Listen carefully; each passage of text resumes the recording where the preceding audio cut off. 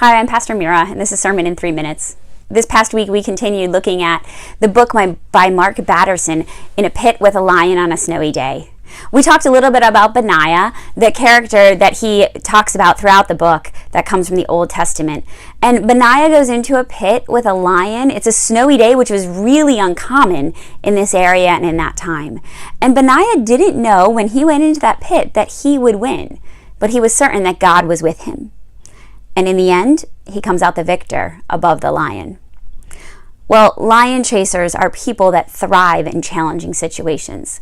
And Benaiah was one of those soldiers, and a great example in the Bible of people who trust God, even though a challenging situation might be before them. We also heard from Scripture about Genesis chapter 12, where Abram is starting with his family. Everything's going well, and then God says to Abram, I want you to leave your family and your friends and your country and go to a new land, a land that I promise and that I will show you. Abram has the decision. Do you take up everything that you know, everything that you are, and trust God, or do you stay with what's comfortable and what's known? I love verse 5 of Genesis chapter 12. It says, So Abram went as the Lord told him. In a time and an era where people mostly didn't go 30 miles outside their homeland, where they were born, Abram packs everybody up and goes, and he follows God. Lion chasers, people that are facing difficult challenges, they follow God and trust that God knows the plan. So one of the things we talked about on Sunday is who's in control of your life.